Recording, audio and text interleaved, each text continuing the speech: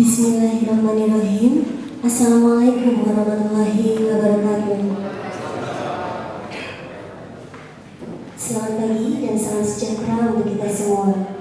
Yang terhormat Kepala Balai Diklat Lingkungan Hidup Kehutanan Bogor, yang terhormat Pejabat Eselon 4 Lingkup Balai Diklat Lingkungan Hidup Kehutanan Bogor, yang terhormat Widya Yuswara, Panitia Penyelenggara, dan para peserta berbahagia.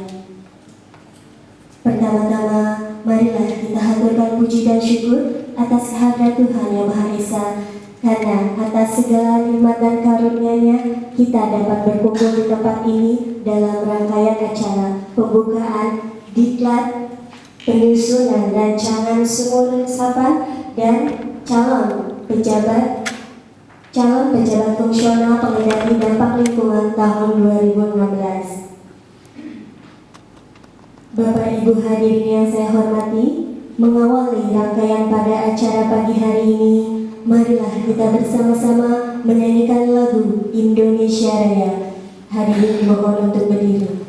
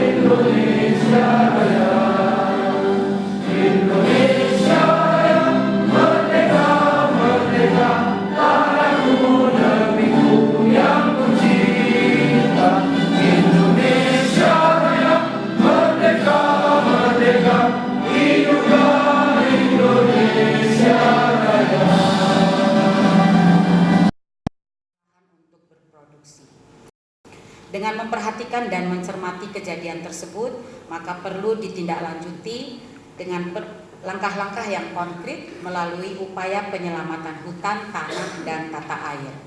Salah satu agenda penting dalam menangani lingkungan hidup dan sumber daya alam adalah penyusunan rencana maupun tindakan nyata rehabilitasi hutan dan lahan melalui kesepakatan bersama para pihak dalam pengelolaan wilayah daerah aliran sungai. Menurut lampiran 1 pada Peraturan Menteri Kehutanan Nomor P03 Menhut 5/2004 bagian ke-1 tentang pedoman penyusunan rancangan kegiatan nasional rehabilitasi hutan dan lahan, bahwa kegiatan RHL merupakan upaya strategis pembangunan nasional dan diperlukan teknis yang tepat guna sebagai panduan dalam pelaksanaan rehabilitasi hutan dan lahan agar dapat mencapai sasaran sesuai dengan tujuannya. Berbagai usaha telah dilakukan oleh pemerintah dari berbagai kondisi dan permasalahan yang dihadapi. Namun, program-program RHL belum menjamin kesinambungan pemeliharaan hutan dan lahan yang telah direhabilitasi. Oleh karena itu, diperlukan rancangan setiap kegiatan dalam pengelolaan DAS yang disusun secara konsepsional dan terpadu dalam satu kesatuan yang utuh dengan perencanaan kegiatan pengelolaan sumber daya alam lainnya, serta dilaksanakan secara transparan, bertanggung jawab, partisipatif, dan memperhatikan kekhasan serta aspirasi masyarakat setempat.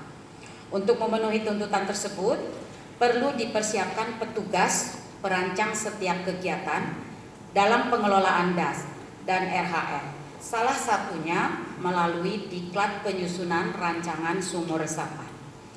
Manfaat yang diperoleh dengan pembuatan sumur resapan air antara lain mengurangi aliran permukaan dan mencegah terjadinya genangan air, sehingga memperkecil kemungkinan terjadinya banjir dan erosi, mempertahankan tinggi muka air tanah dan menambah persediaan air tanah, mengurangi atau menahan terjadinya intrusi air laut bagi daerah yang berdekatan dengan wilayah pantai, mencegah penurunan atau amblasan lahan sebagai akibat pengambilan air tanah yang berlebihan, mengurangi konsentrasi pencemaran air tanah. Dengan membuat sumur resapan merupakan upaya untuk memperbesar resapan air hujan ke dalam tanah dan memperkecil aliran permukaan sebagai penyebab banjir. Diklat ini dimaksudkan untuk memberikan bekal bagi petugas penyusun rancangan kegiatan RHL dalam pengelolaan daerah aliran sungai, khususnya dalam pembuatan sumur resapan, sekaligus meningkatkan kualitas personil dalam rangka kompetensi dan kemandirian bekerja di lapangan. Saya berharap setelah mengikuti diklat ini, peserta mampu menyusun rancangan sumur resapan yang sesuai dengan ketentuan yang berlaku dan kebutuhan di lapangan. Pejabat fungsional pengendali dampak lingkungan memiliki peran penting dalam pengelolaan dan perlindungan lingkungan hidup.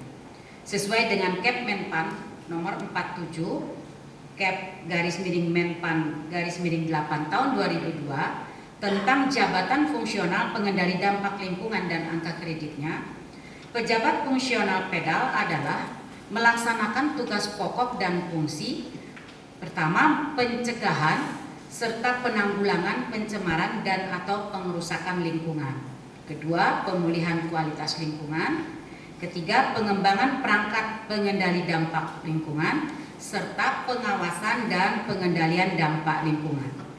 Peningkatan kapasitas jabatan fungsional PEDAL yang nantinya saudara-saudara akan menjadi jabatan fungsional PEDAL dengan mengikut sertakan dalam diklat, bimbingan teknis sangat penting untuk dapat menunjang kinerja dan keberhasilan bekerja di lapangan.